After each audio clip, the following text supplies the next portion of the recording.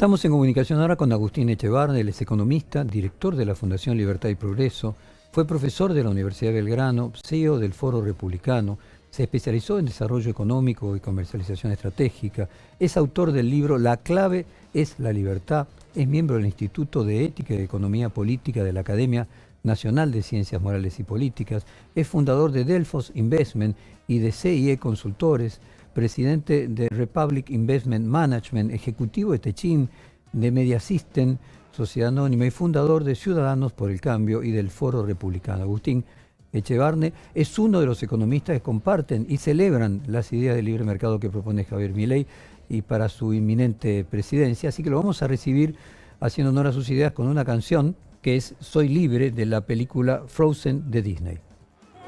No has de abrir tu corazón, pues ya se abrió. Libre soy, no puedo ocultarlo más. Libre soy, libertad sin vuelta atrás. ¿Qué más da? No me importa ya. Agustín Echevarne, Jorge Fontevecchia los saluda, es un gusto conversar con usted y con su impresionante currículum. Me gustaría que nos ayude a iluminar a cómo la economía puede hacer posible ideas que pueden terminar siendo en beneficio de todo el mundo a lo largo de cierta cantidad de tiempo, pero que la política hace inaplicable en el corto periodo. Me refiero concretamente a la idea que no solamente sostiene Javier Milei, sino el Fondo Monetario siempre dice, bueno, si hacen esto, dentro de 10 años van a estar todos mucho mejor. Y el problema es que una parte importante de la sociedad no tiene ese tiempo para esperar que se cosechen los frutos de los costos y finalmente terminamos peor que antes porque tenemos los costos sin los frutos y se vuelve a cambiar y se vuelve a cambiar, y esa es la historia de la Argentina. ¿Cómo hacer para que aquello que va a dar frutos en determinado tiempo sea realizable en la espera en ese tiempo? Buen día, Jorge, un gustazo que me llames y gracias por la presentación muy linda. El problema es que la respuesta a esto llevaría bastante tiempo de elaborarla, ¿no? Y tenemos poquito. Yo lo que creo que te puedo decir es hay muchos países que han hecho estas transformaciones. Nosotros nos dedicamos en la Fundación a mirar qué países llevaban largas décadas de decadencia, hicieron reformas estructurales importantes y lograron un éxito enorme. Tenés casos, por ejemplo, como el de Irlanda, que hace 40 años era más pobre que Argentina y hoy es más rica que Estados Unidos. Entonces, primero, no es una utopía, sino que simplemente es algo que se puede hacer, que lo han hecho sociedades que no lograban hacerlo durante décadas. Así que en algún momento hicieron un clic, un cambio de pensamiento. Yo creo que ese cambio de pensamiento tal vez esté ocurriendo ahora. Ocurre en un momento muy complicado, lo que le pone mayor dificultad, que es que la entrega del mandato se hace contra una herencia, que es tremendamente difícil. Eso hace que los próximos 6 meses van a ser efectivamente muy duros. Esto lo vengo explicando hace mucho tiempo, y van a ser muy duros también con Massa, porque de hecho nosotros lo que decíamos, uno va a ser probablemente una B corta y el otro va a ser más bien una U más extendida, pero en ambos casos tenían que hacer un plan de estabilización. Y el plan de estabilización era indefectible porque la alternativa de no hacerlo, que no es que tenés 10 años por delante más o menos, no, tenés que en los próximos 3 meses puede desatarse una hiperinflación. Nosotros estamos en un proceso hiperinflacionario donde ya la demanda de dinero ya ha caído 70%. El proceso de hiperinflación es un proceso de huida del dinero. Cuando la gente se da cuenta que los precios en la semana que viene, ¿cómo van a estar? Más altos que el actual. Entonces no te puedes quedar con pesos en el bolsillo porque se te derriten. Ahora, Agustín, perdóneme que lo interrumpa, eso queda clarísimo. Mi pregunta era no de diagnóstico, sino prospectiva.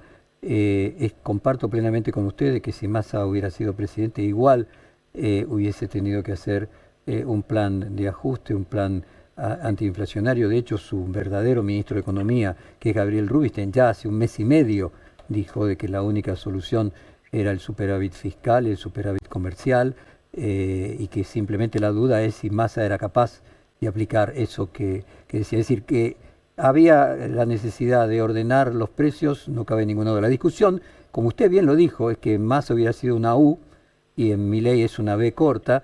Si la sociedad, casualmente, el cuerpo de la sociedad puede tolerar una U y no una B corta, es decir, se muere.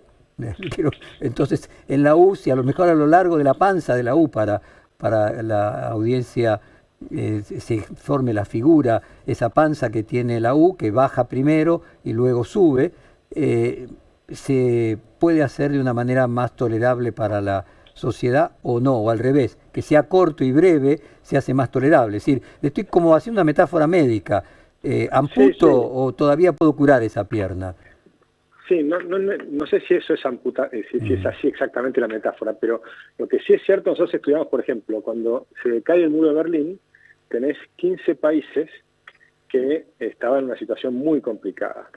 Entonces hubo 5 países que hicieron programas de shock, y hubieron 10 países que hicieron programas más graduales. ¿Cuáles tuvieron mayor costo social?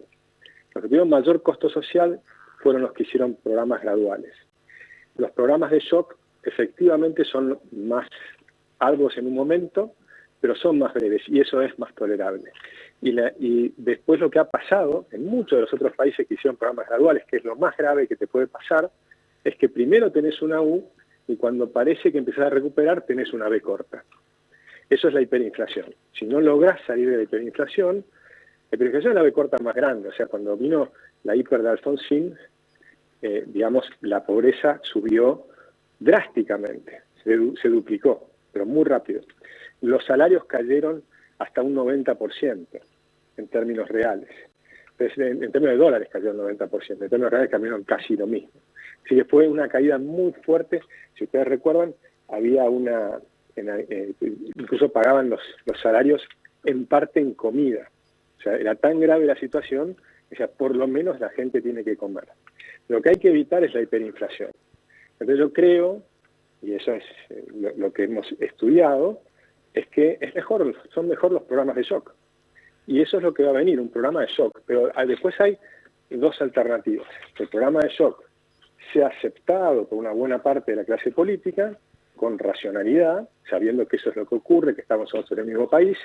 Yo creo que eso es lo que va a pasar, que los gobernadores finalmente van a apoyar ese tipo de programa que se va a proponer, o bien que se dediquen a poner palos en la rueda y tirar piedras. Si hacen eso, que generalmente son organizados, no es que la gente espontáneamente salga a tirar piedras, sino que hay gente que los estimula y demás, bueno, eso va a ser, yo no se puede hacer igual. Ahora, perdóneme, Agustín, entiendo lo que usted dice, ¿no? Pero hay ejemplos de casos donde no son estimulados por la dirigencia y emergen de abajo hacia arriba.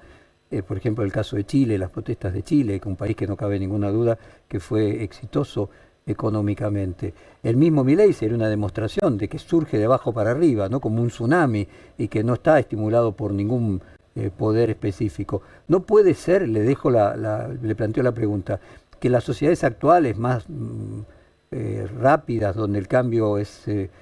siempre hubo cambio, pero el cambio ahora es intergeneracional y no entre generaciones, sea menos paciente al tiempo, sea más tolerante al paso del tiempo y al sufrimiento de lo que eran hace 20 años cuando no existían las redes sociales, y que la impaciencia de la sociedad, de la cantidad de personas que están sufriendo, no surja de quienes la puedan organizar y pactar y comprender que sea lo mejor para el país, sino de espontáneamente abajo para arriba. Y los ejemplos que usted cita de la caída del muro de Berlín sean en un contexto antropológico distinto al actual.